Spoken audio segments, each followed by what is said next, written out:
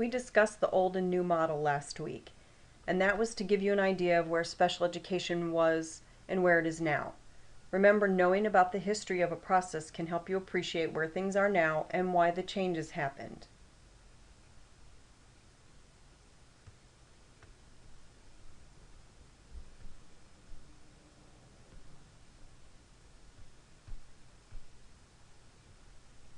So, we're going to use a scenario and follow through the process a little bit. So, we're going to start with a student in a classroom, and the teacher presents a concept, adding with regrouping. They give homework. The next day, the teacher goes over the homework in class. The teacher reviews the problems that anyone missed and does a demonstration on the board. They give another homework assignment. Then they check the homework assignment the next day, and 4 students are still having difficulty. The teacher does small group practice with 3 to 4 students that are still having difficulty. They use more visuals and the manipulatives for students to use. They do an assessment for the group, and 2 students are still not grasping the concept. So they set up individual times with both students. They review the concepts, do more practice individually. Then they assess. 1 student's achieving the goal and the other's still struggling. So the teacher refers the student to the student assistance team.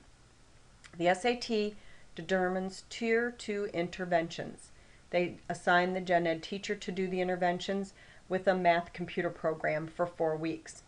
They check the progress at 4 weeks and determine that Tier 3 interventions are needed because the student is not progressing. They have the math teacher do it, and for another 4 weeks. So these are individual sessions with the 1 student and the math teacher working on the concept. They check the progress at 4 weeks. The student is still struggling and not progressing, so the SAT refers the student for special education evaluation. It's important to remember that the RTI process starts in the general education classroom. These are not special education students at this point. They are students that are in the gen ed classroom that are having difficulty and may be at risk of failing. This process is put into place to support students before they fail like the old model. The RTI process also is there to possibly find ways to help students succeed in the classroom without being determined eligible for special education. With the old model, there were many students that teachers worked to have determined eligible so that they could receive support. Even if the students did not meet the requirement or the criteria for the disability, the staff would work to find the student eligible. Educators were trying to do the best thing for the student, as at that time there were really no alternatives. So many students were found eligible under possibly learning disability because that was a pretty broad category and it was easier to meet the criteria. So when in fact they really only needed some supports in the classroom and not specialized instruction.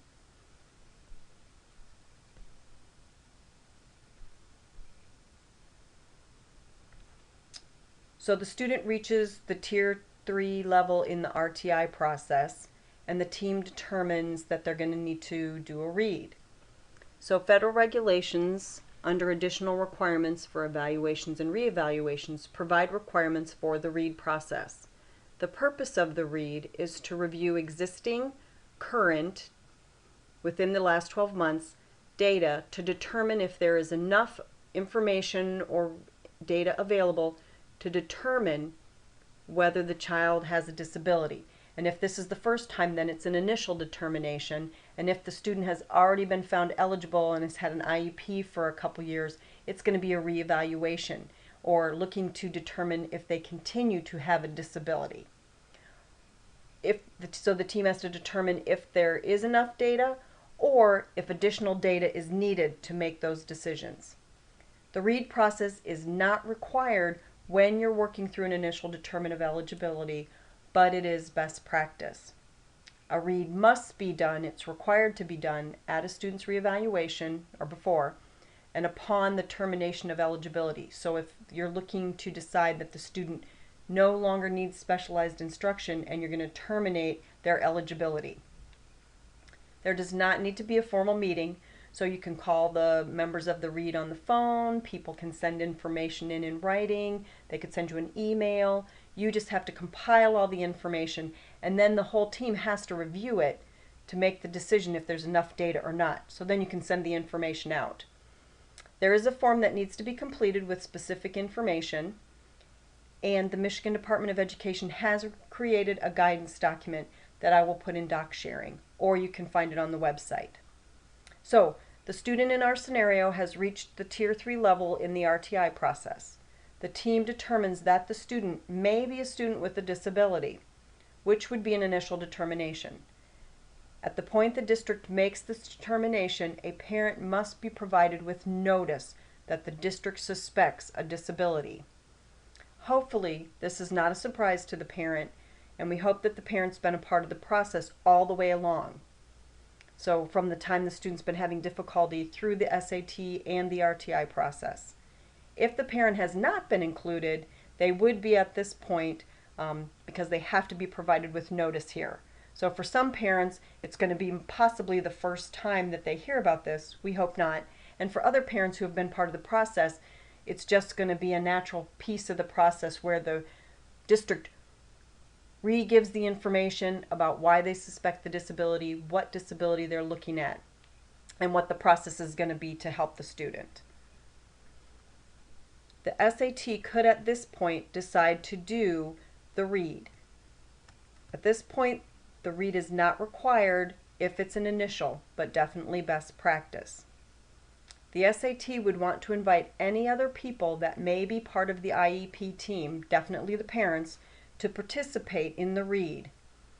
The team completing the read would need to determine if there is enough data or if other data is needed. So first they would look at all the information and determine if the data is current, if it's dated within the last 12 months. If the information is older than 12 months, the team would have to determine that there's not enough data and they'd need to do new evaluations with the student. So at this point, they would need to get parental consent to do the evaluations. Or they could look and see if the data is current, but do they have enough data? So if the data is current and the team uses the MET form that they're looking at the disability, remember the MET forms that put the criteria down for the disabilities? They would use that MET form. So if we're looking at a learning disability, there are specific pieces of criteria that the student has to meet to be determined eligible. So they would go through the MET form and look to see if there were pieces of evaluation that would help answer all of those criteria. If they found that there wasn't enough information to answer the questions, they would need to do more evaluations, and again, at that point, they would need parental consent. If all the data is current and the team finds that there's enough data to answer all of the questions on the MET form for the eligibility that's being looked at, so say learning disabilities, and there's no new evaluations that need to be done, then the team would not need parental consent to proceed. However, the parent still has to have notice. They have to have notice that the district suspects a disability, what disability, and what the process is.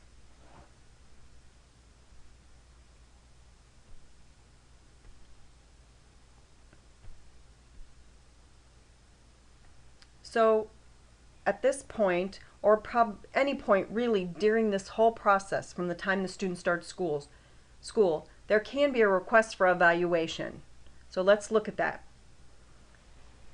A request for initial evaluation has to be done in writing, and within 10 school days of receipt of a written request for an initial evaluation of a student suspected of having disability, and before any formal evaluation designed to determine eligibility for special ed programs and services, the public agency shall provide the parent with written notice, and when necessary, if it's determined that evaluations need to be done, they shall request written consent to evaluate.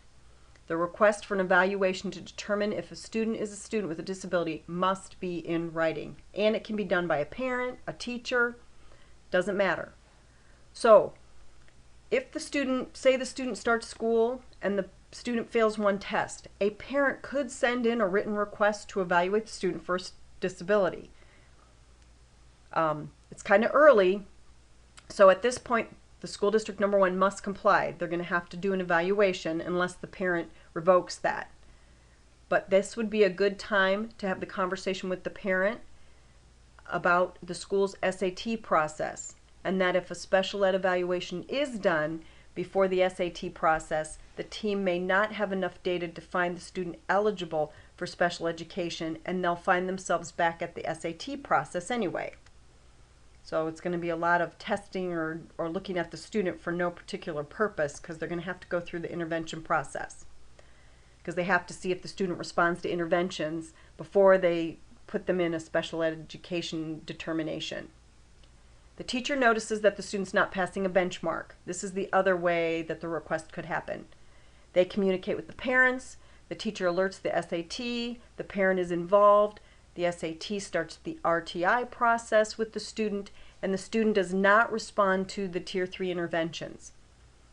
The SAT, along with the parent, may complete a read to determine if they have all the information and if they feel that the student may have a disability.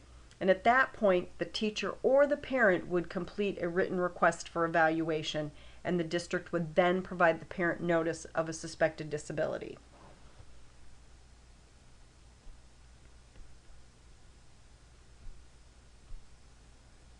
So the purpose of notice is to provide written information to the parent by the district to explain an action that the district wants to take or that they're refusing to take with a student who has a disability or is suspected of having a disability. So notice provides the reason that the district is proposing or refusing an activity. So they're saying that they want to evaluate a student because they suspect the disability. Notice must always be given before consent is requested, because the parent has to be notified and provided with information in the notice to make them aware of all the things that are going to happen, so they can provide informed consent so that they know what they're going to consent to. A notice is required when a district suspects that a child is a student with a disability. So when they want to identify the student, they have to let the parent know, and they have to tell them what disability they're suspecting. They have to provide the parent notice that they may need to evaluate to determine eligibility if necessary, and they have to give the parent specific information on the exact evaluations that they're going to do and who is going to do them. They have to provide the parent notice anytime a student's placement is being considered to be changed by the district, or if the district is refusing to change the student's placement based on a parental request. So if the student maybe wants to move if the district wants to move the student from a general ed classroom more of the time into a special ed classroom for an extra hour, they would need to notify the parent of that change in placement, and then there'd have to be discussion and a new IEP.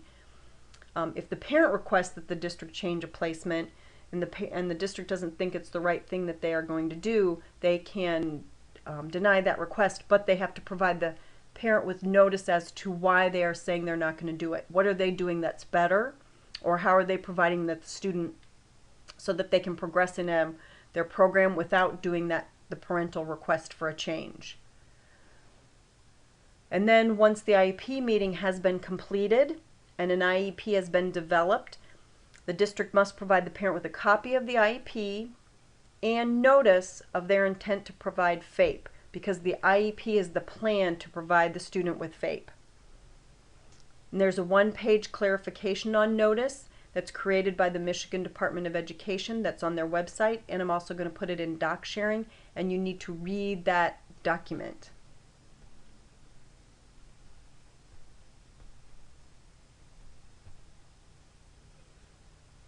So there is a manual, the Individuals with Disability Education Act, the federal law concerning the education of students with disabilities, requires schools to provide parents of a child with a disability with a notice containing a full explanation of the procedural safeguards that are available under the IDEA and the U.S. Department of Ed regulations.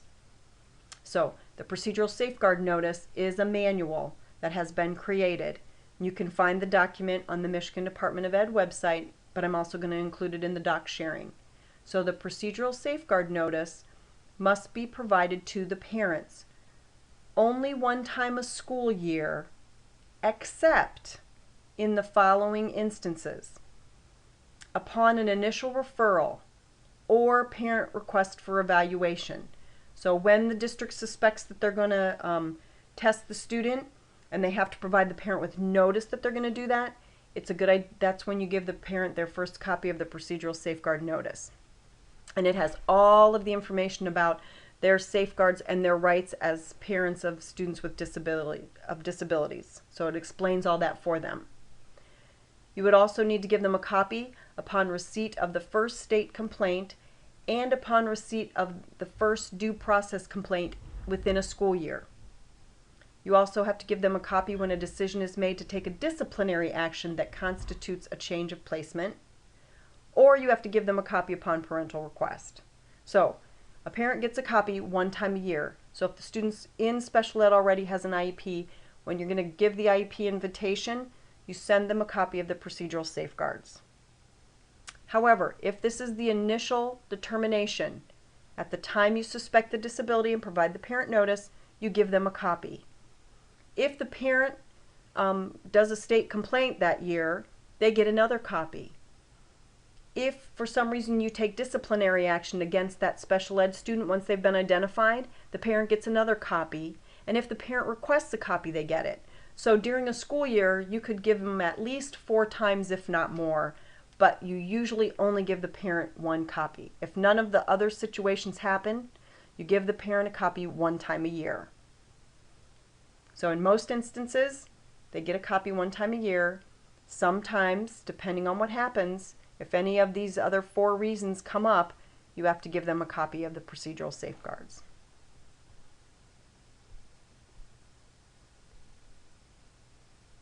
So the other piece that we talked about next to notice was parental request. So if you must have parental consent for an initial evaluation. The public agency proposing to conduct an initial evaluation to determine if a child qualifies as a child with a disability must, after providing notice, obtain informed consent, because the notice provides them with information, and then if they consent, they've been informed of all the information. They have to get it from the parent of the child before you conduct any evaluation for special education. Parental consent for initial evaluation must not be construed as consent for provision of special ed related services. That's separate. This is only consent to evaluate. The public agency must make reasonable efforts to obtain the informed consent from the parent for an initial evaluation to determine whether the child is a child with a disability.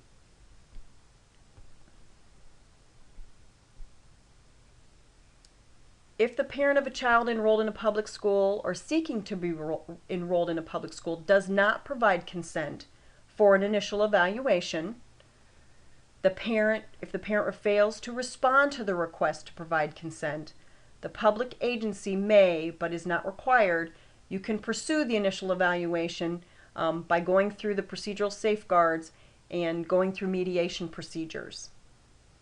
You can go through a due process if you want to override that and not get parental consent. Most districts don't do that, if appropriate. The public agency does not violate its obligation if it declines to pursue the evaluation. So if the parent doesn't give consent, they don't respond to your request, you can at that point, the district has taken care of their child-find obligations. They've located, they've tried to evaluate. There's nothing more they can do.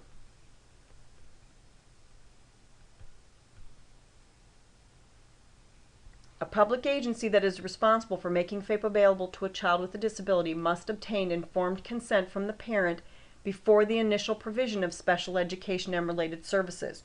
So if the parent gives consent to evaluate and the student is found to be eligible and an IEP is developed, the district has to get written consent for that first time the initial of IEP is done in order to implement and provide services to the child.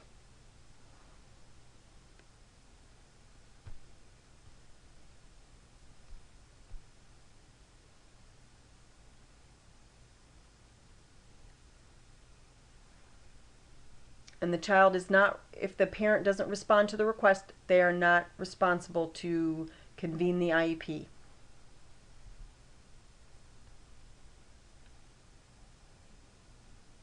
Or develop an IEP if they can't do an evaluation.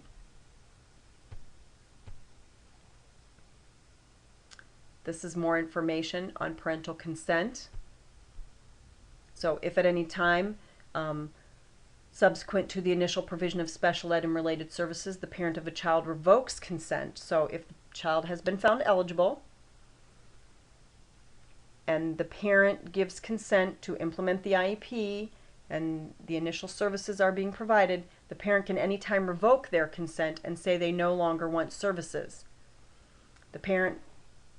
The district has to provide the parent with notice that they're going to cease special education services,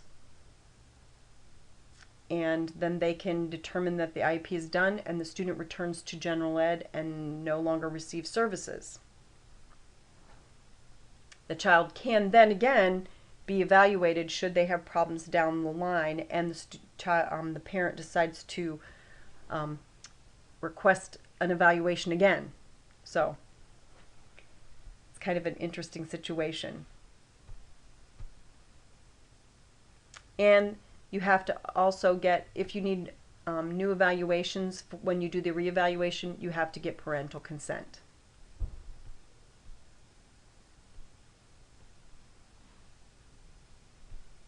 So those are the regulations on parental consent, and you can read through them again.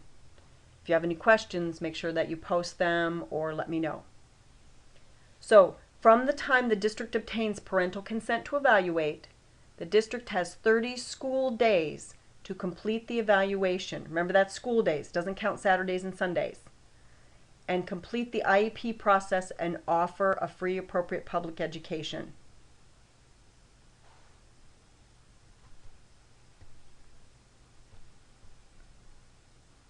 So, once the team determines that there is or isn't enough information, okay, if they determine there is, then the multi-factored evaluation team doesn't have to do any evaluations.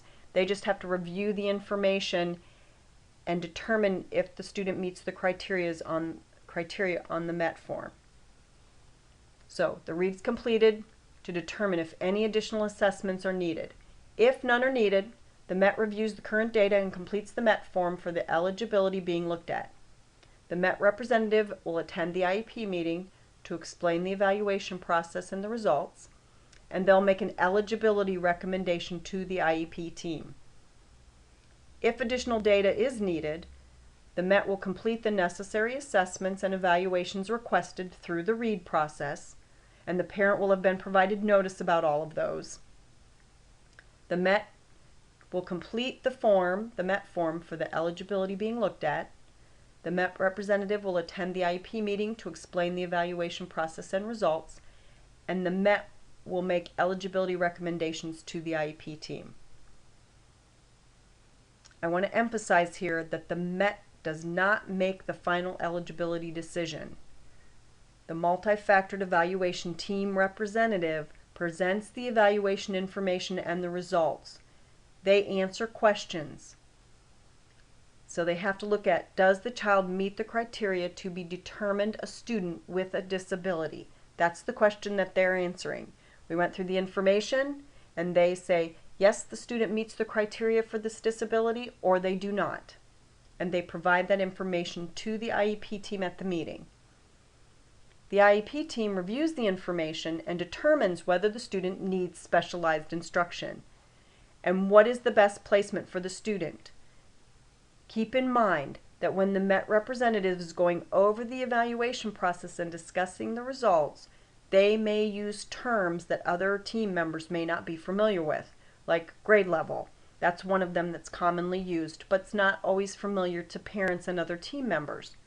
So they may say, the student is reading on a 3.2 grade level. And if this happens and you notice that the parents or other members may not be sure of this, you as the special educator should, as I call it, take the hit and say, hey, can you elaborate on that? What do you mean by 3.2? Because this, and so they should say, oh, 3.2 means third year, second month of that year. Because this process is overwhelming and intimidating to many parents. When the parent walks in the room and they see 7 educators sitting around the table, they can be intimidated, and so they may not want to ask questions. They just go through the whole process and they don't understand what's going on. So make sure throughout the process that you kind of watch and take care of the parents and help them navigate the maze of the special ed process, because especially if it's an initial, they're not going to know all the acronyms and the information that are being thrown at them at an initial IEP meeting. So it's your role to make sure that all the information is understandable.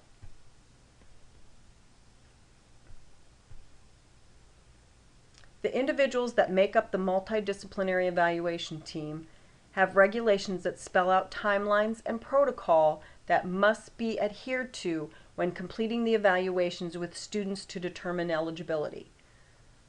So, the federal regulations that guide the evaluation process are 300-301, initial evaluations and what has to be done, 300-302, screening for instructional purposes, and that one just talks about any regular tests that you do during the regular school year that you give to everybody. You don't need parental consent. If it's a specific evaluation done to determine eligibility for special ed, then you must give the parents notice and get their consent. 300-303 is for reevaluations, 300-304 are evaluation procedures, and 300-305 are additional requirements for evaluations and reevaluations. So here's just a few, here are some examples from 300-304 evaluation procedures. Notice, the public agency must provide notice to the parents of a child with a disability in accordance with 300-503 that describes any evaluation procedures the agency proposes to conduct. So, if you're going to conduct an evaluation, in conducting the evaluation, the public agency must use a variety of assessment tools and strategies to gather relevant functional, developmental, and academic information about the child, including information provided by the parent that may assist in determining whether the child is a child with a disability. Not use any single measure or assessment as the sole criteria for determining whether a child is a child with a disability and for determining an appropriate educational program for the child. So you have to use more than one source of information. Assessments and other evaluation materials that are used to assess a child under this part are selected and administered so as not to be discriminatory on a racial or cultural basis, and that they are provided and administered in the child's native language or other mode of communication. So if they're hearing impaired, they may have to be signed, and in the form most likely to yield accurate information on what the child knows and can do academically, developmentally, and functionally.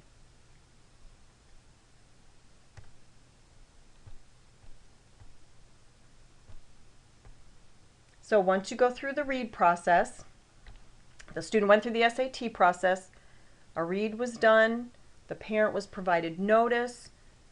If there were evaluations needed, you got parental consent. If there weren't any, you could go on. The MET team went through the form and they determined whether the student met the criteria or didn't meet the criteria, and they followed the procedures that were set in the regulations for the evaluations to be done. So once that happens, the next piece in the puzzle is the IEP meeting. And in the next PowerPoint, we're going to discuss the meeting, which is where the IEP is developed. So if you have any questions about what was presented, please contact me, post questions in the virtual office or in the discussion board.